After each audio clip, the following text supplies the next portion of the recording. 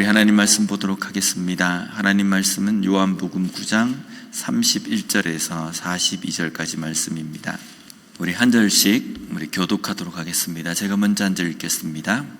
이날은 준비일이라 유대인들은 그 안식일이 큰 날이므로 그 안식일에 시체들을 십자가에 두지 아니하려 하여 빌라도에게 그들의 다리를 꺾어 시체를 치워달라 하니,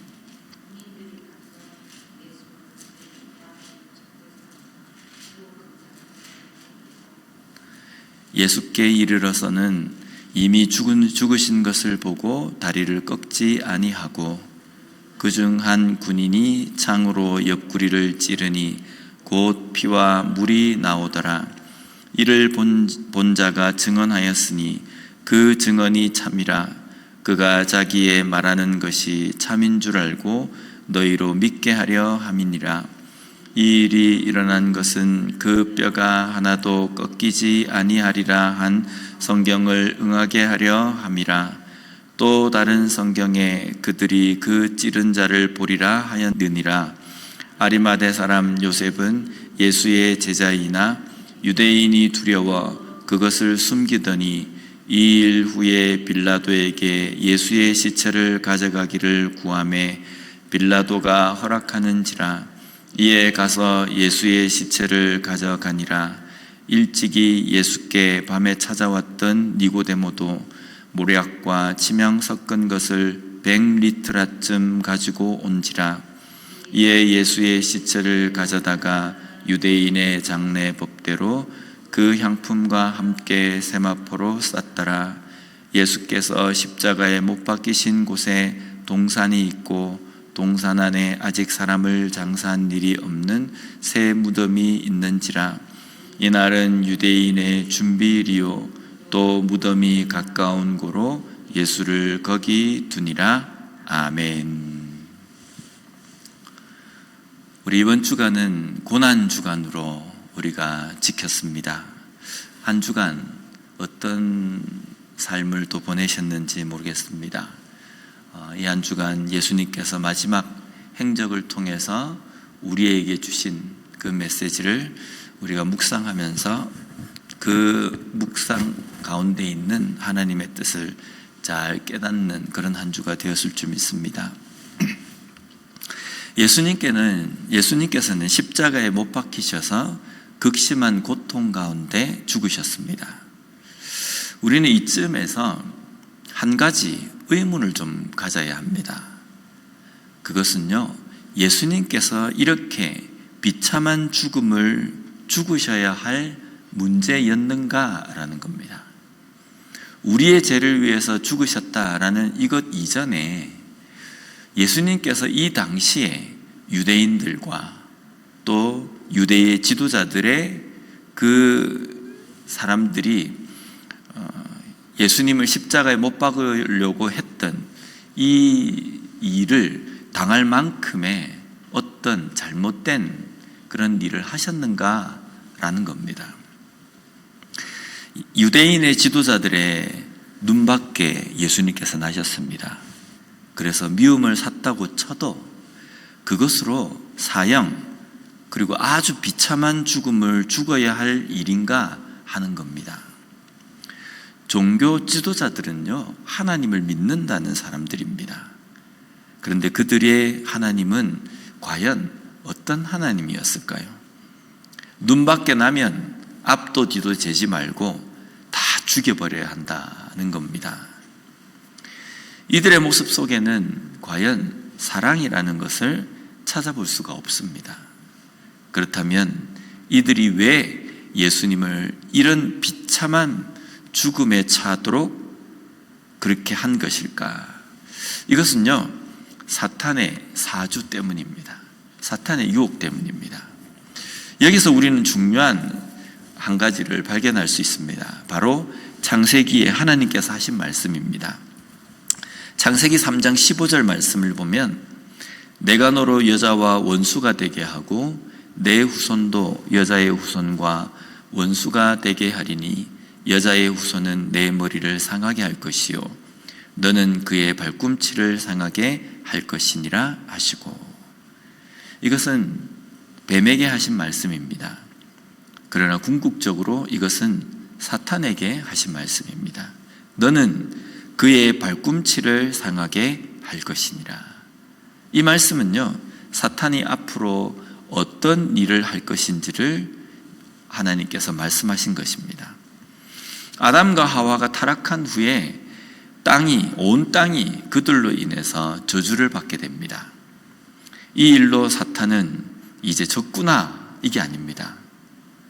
물론 뉘우침도 없습니다. 사탄은요, 오히려 더 발악을 합니다. 망쳐버리겠다, 부수어버리겠다는 겁니다. 그리고 사탄은 인간을 구원하러 오신 예수를 죽이기만 하면 자신의 목적이 완성이 되고 자기가 승리한 것이라고 생각을 한 겁니다. 그래서 가룟 유다 마음의 악한 생각을 대제사장, 서기관, 바리새인들과 같은 종교 지도자들의 마음을 완악하게 만듭니다. 그리고 심지어 빌라도 수많은 유대인들을 선동하기까지 한 겁니다. 그리고 최후에는 예수님을 아주 극한 고통 가운데 죽는 십자가형이 확정되게 합니다. 모두 사탄의 도구가 되어버린 겁니다. 우리가 여기에서 조심해야 될 것이 한 가지가 있습니다. 사탄이 인간을 유혹해서 자기가 꾸민 그 계략대로 다 진행을 했다고 해서 이 죄에 대해서 사탄에게 있지 사람에게는 있는 것이 아니다 라고 말해서는 안 된다는 겁니다. 사탄이 유혹을 해서 인간이 그 유혹에 넘어가서 죄를 짓게 되었다고 해서 이 죄의 책임이 사탄에게만 있다라고 말해서는 안 되는 겁니다. 우리가 아담과 하와의 그 이 사건에 대해서도 우리가 보면요, 사탄이 계략하고 계획하고 사탄이 유혹을 해서 죄를 짓게 했습니다. 그렇다고 해서 사탄에게만 죄를 하나님께서 물으신 것이 아닙니다. 아담에게도 하와에게도 그 죄에 대한 책임을 물으셨다는 겁니다. 사탄의 계략에 넘어가서 악한 도구가 된 인간도 죄에 대한 책임이 분명히 있다는 겁니다. 사탄의 계략은요, 아주 교묘하고 사악합니다. 그리고 그 교묘하고 사악한 행동을 인간은 유혹에 넘어가서 사탄이 사주하는 대로 행한다는 겁니다. 내 감정에 너무 자연스러운 짜증이나 분노를 교묘하게 사용합니다. 시기, 질투의 마음도 그 틈을 비집고 들어와서 사탄은 이용합니다. 그러기에 우리는 이 찰나를 분명히 인지할 수 있어야 됩니다. 너무 쉽게 무너져 버려서는 안 된다는 겁니다. 마음을 굳게 지켜야 합니다. 마음을 붙잡고 분명히 우리는 기도해야 합니다. 그래서 우리는 시험에 들지 않게 우리를 붙들어 주십시오라고 기도해야 합니다. 이렇게 보면요, 모든 것이 사탄의 계획대로 잘 진행된 것처럼 우리가 보이지 않습니까? 사탄이 계획한 대로, 또 사탄이 이용하는 대로, 유혹한 대로 사람이 다 넘어가서 예수님을 팔아넘기고 예수님이 빌라도 앞에 서서 최종적으로는 십자가형이 구형이 된 겁니다. 그래서 십자가에서 죽으신 겁니다.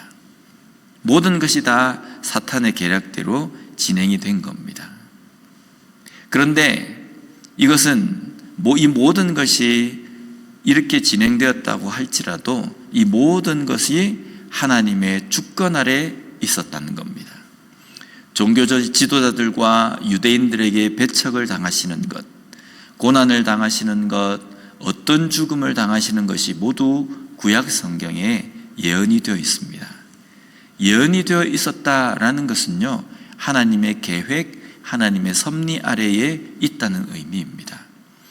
그래서 사탄이 한 행동은 고작 발꿈치를 상하게 한 것입니다. 뱀은 바닥에 기어다니지 않습니까? 그래서 아무리 뭔가를 하려고 해도 발꿈치를 물 정도밖에 안 되는 겁니다. 하나님은 발꿈치를 문 사탄의 계략으로 뱀의 머리를 밟는 위대한 구원 사역을 이루셨다는 겁니다. 악한 자들의 사악함, 교묘함, 술수, 이 모든 것이 지금은 승리한 것처럼 보이지만요, 결국은 하나님께서 그것을 통해서 승리를 선포하십니다. 그러기에 우리는요, 그 유혹에 넘어가지 말고 끝까지 말씀과 신앙 위에서 흔들리지 않는 겁니다.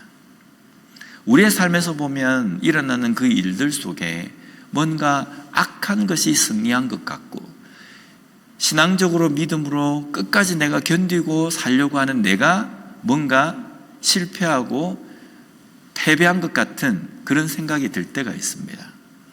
그럴 때 우리는 이 모든 일들이 하나님의 섭리 아래 있음을 우리는 인정하고 우리가 기도해야 합니다.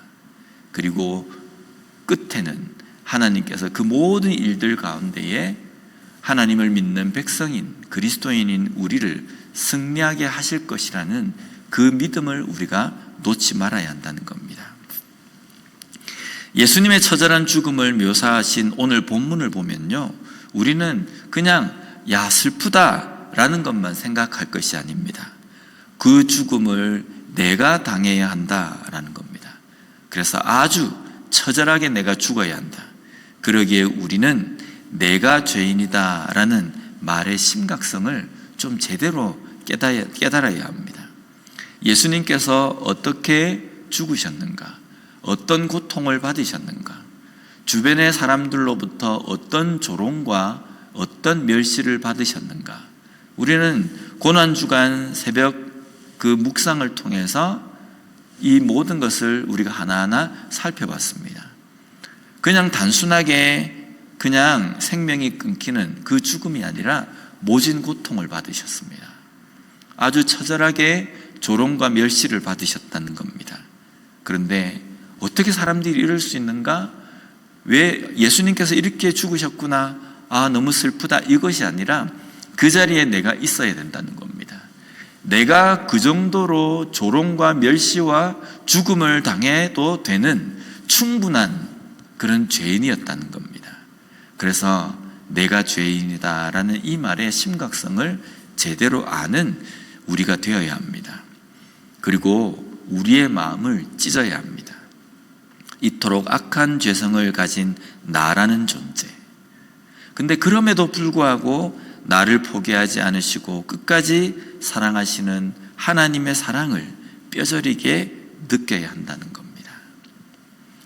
예수님은 악한 우리를 위해서 십자가에서 처참한 죽음을 죽으셨습니다. 예수님은 악한 인간들에 의해서 십자가에 못 박혀 죽으셨습니다. 모순이지 않습니까? 악한 우리를 위해서, 악한 인간을 위해서 대신 죽음을 죽으셨습니다. 그런데 그 죽음이 악한 인간들에 의해서 십자가에 못 박혀 죽으신 것이라는 겁니다. 오늘 본문을 통해서 이런 예수님의 죽으심 앞에 두 가지의 반응을 우리는 찾아볼 수 있습니다. 첫 번째, 예수님의 그 죽음에 대해서 여전히 조롱하는 무리들입니다. 잘 죽었다.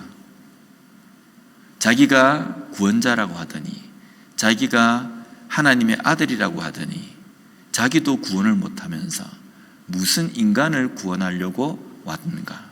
이렇게 조롱하는 무리들이 여전히 있었습니다. 두 번째는요, 그런 예수님의 죽음 앞에 자신의 죽음의 위협이나 출교나 이런 위험이 있음에도 불구하고 믿음으로 고백하고 믿음으로 나서는 사람입니다. 그중 한 사람이 오늘 본문에 나와 있는 아리마대 사람 요셉입니다. 그는 유대인들이 두려워서 자신이 예수님의 제자임을 숨겼었습니다. 내가 예수님을 믿고 예수님께서 말씀하신 그 복음을 쫓는 사람이다 라는 것을 유대인들이 두려워서 숨겼습니다. 왜냐하면 이 당시에 예수님의 제자다, 내가 예수님의 그 복음을 쫓는다 라고 하면요, 자기가 가지고 있는 그 권력이나 이런 것들 다 잃거든요. 출교까지 당합니다. 어쩌면 심지어는 잘못하면 죽음까지 당할 수 있는 그런 위치였습니다.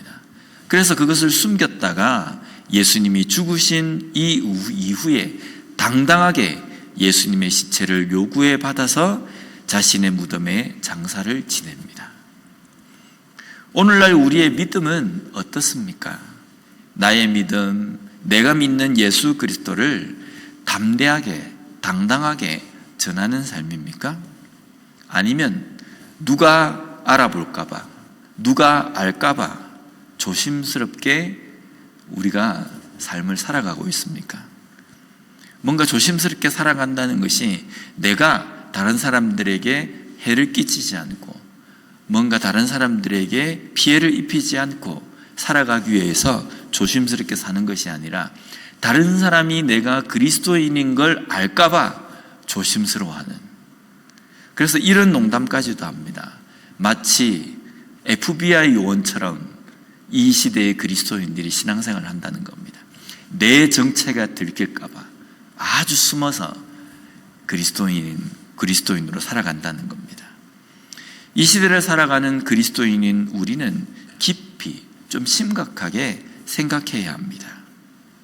과연 내 삶을 통해서 주변에 있는 사람들이 그리스도인은 저렇게 살아야 하는 거구나, 저것이 그리스도인의 삶이구나 라는 것을 느낄 수 있도록 내가 살아가고 있는가, 좀 심각하게 돌아봐야 된다는 겁니다. 오늘 우리도 여전히 악한 죄인들입니다. 그러나 하나님은 그런 우리를 사랑하셔서 죽음으로 우리를 구원해 주셨습니다. 우리 속에 여전히 남아있는 악한 마음에 우리는 민감해야 합니다. 그리고 큰 구원을 받은 사람답게 살아가는 우리가 되었으면 좋겠습니다. 또한 그 구원의 은혜를 내 속에 감추고 그냥 살아가는 것이 아니라 이것이 구원의 은혜입니다. 이것이 복음입니다. 이것이 죄인임에도 불구하고 나를 구원해 주신 예수 그리스도의 사랑입니다. 이것을 삶을 통해서 드러내며 나타내며 살아가는 우리가 되었으면 좋겠습니다. 또한 그런 은혜를 받은 성도가 있는 교회다운 그런 우리 온 기쁨 교회가 되었으면 좋겠습니다. 기도하겠습니다.